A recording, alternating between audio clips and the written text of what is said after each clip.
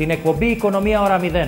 Μιλάμε για ένα πόλεμο που βρίσκεται σε εξέλιξη με τα νομίσματα, αλλά κάποιος θα χάνει όταν κερδίζει κάποιος άλλον. Μα από πού θα τα πάρουνε? Δεν έχουμε να δώσουμε εμείς. Ίσα-ίσα θέλουμε χρόνο. Ζητάμε χρόνο από τις τράπεζες για να μπορέσουμε να αποπληρώσουμε. Έρχεται ο κύριος Παραδιάς και λέει: είναι ξενίκιαστα τα ακίνητα πολλών μελών μας. Πώς θα πληρώσουν τώρα? Γιατί πολλοί πολιτικοί έχουν 100 ακίνητα, κύριε Ρουμπάνη, τελικά και 70.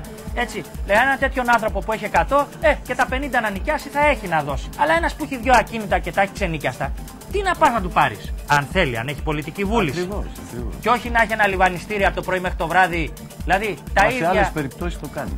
Τα ίδια, κύριε Ρουμπάνη, τα ακούγαμε πριν 10 χρόνια από τον κύριο Ντούιζεμπορκ. Τα ίδια λόγια. Δυστυχώς τα αυτιά δεν είναι ανοιχτά. Δεν εισακούαμαστε. Δίνουμε γροθιά στο σύστημα που οδήγησε την ελληνική οικονομία στο σημερινό αδιέξοδο. Βαρεθήκατε, ναι ή όχι, να ακούτε για την επερχόμενη ρευστότητα στο σύστημα? Που ο Πρωθυπουργός κάποια στιγμή, και το είχα πει και στο Russia Today πριν από 6 μήνες, το είπε μόνος του άνθρωπος. Αντισταθμίζονται τα μέτρα που παίρνει από τα πανωτόκια. Εγώ λυπούμαι για αυτά τα οποία ακούω και είμαι ο πρώτος ο οποίος έχει βγει. Είμαι ο πρώτος ο οποίος είπα, κύριε Βαρβιτσιώτη, τη Δευτέρα πριν μιλήσει ο Πρωθυπουργός, ότι θα έχουμε κακά ξεμπερδέματα με τα spreads. 1.500 επιχειρήσεις το τελευταίο χρονικό διάστημα έχουν φύγει, ΑΕ και ΕΠΕ, και έχουν πάει σε γειτονικές χώρες. Πάντως οι φόροι πάνω στη βενζίνη, κύριε Ανδριαλόπουλε, νομίζω είναι περίπου στο. Δηλαδή, αν πληρώνουμε 1,49, νομίζω τα 97 cents πάνε μόνο για φόρους, έτσι. Να πάτε να τα πείτε αλλού, όχι σε μένα αυτά. Εκεί που σας παίρνουν να τα λέτε, αλλά όχι σε μένα. Το διάγραμμα ήταν σαφές, είναι πίσω μου, το βλέπω κι εγώ έτσι. Είναι το ζωντανό διάγραμμα των τελευταίων 3 ημερών για την τιμή του αργού πετρελαίου, το οποίο είναι κάτω από τα 82 cents ανά βαρέλι. Έτσι όπως έχει γίνει, ξέρετε κάποια άλλη χώρα? Δεν είναι παγκόσμια πρωτιά αυτό που έγινε στην Ελλάδα, να δώσουν χαρτί και να πάρουν έδαφος, υπέδαφος, θάλασσα και ουρανό? Άρα γιατί όλη αυτή η πρεμούρα μέσα στην τριετία να τα τελειώσουμε όλα? Εγώ είμαι οικονομολόγος και βλέπω τα νούμερα. Λέω λοιπόν για άλλη μια φορά ότι τα νούμερα αυτά που δίνουν στον προϋπολογισμό, και συμφωνεί ο κύριος Σαμέλης μαζί μου, δεν βγαίνουν. Και έχει τη μόνιμη λύση τους ιδιοκτήτες ακινήτων και τους χαμηλοσυνταξιούχους. Και το ξαναλέω, παρακολουθήστε όσο θέλετε την εκπομπή, μαγνητοφωνήστε τη, θα σας στείλω και DVD στο γραφείο τύπου. Μπας και ξυπνήσετε τέλος πάντων. Λοιπόν, 33 κινητά ο κύριος Πάγκαλος, όταν έγινε ο έλεγχος έτσι για αυτά τα 7.500. Τι τα θέλει 33? Έχει 33 συνεργάτες. Τα χρήματα αυτοί που τα έχουν και σε offshore και τα έχουν βγάλει έξω από την Ελλάδα, και ουσιαστικά αυτοί μόνο μπορούν να τονώσουν την ελληνική οικονομία.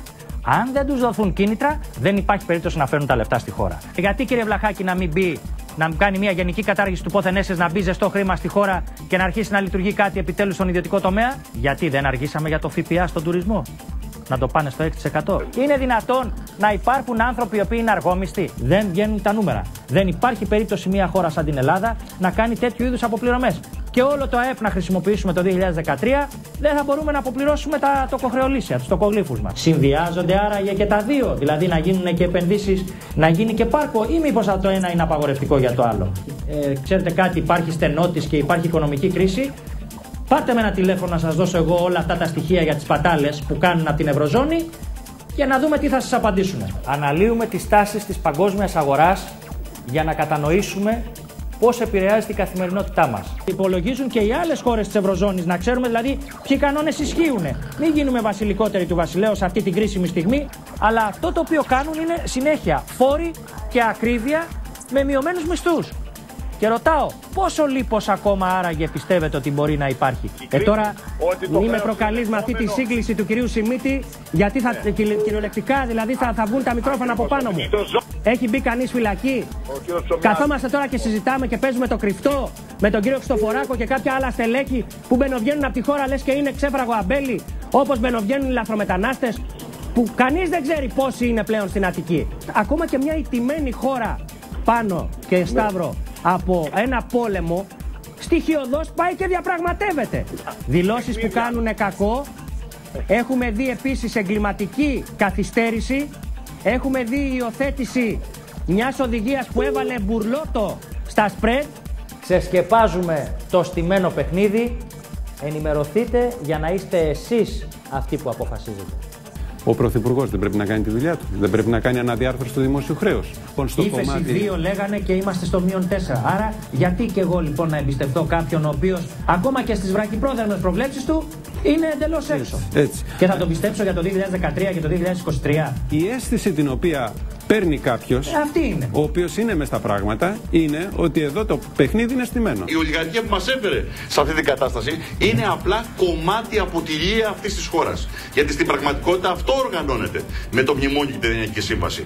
Το πώς θα ολοκληρωθεί η λαιλασία αυτής της χώρας. Όταν σου βάζουν ένα τέτοιο χρονοδιάγραμμα, γνωρίζοντας τη δυνατότητά σου τι μπορείς να αποπληρώνεις, υπάρχει κάποιο πρόβλημα, κάποιος δόλος. Βεβαίως. Δεν μπορεί αυτοί να ήταν περιπτεράδες που τα κάναν αυτά, έτσι, ούτε χασάπιδες.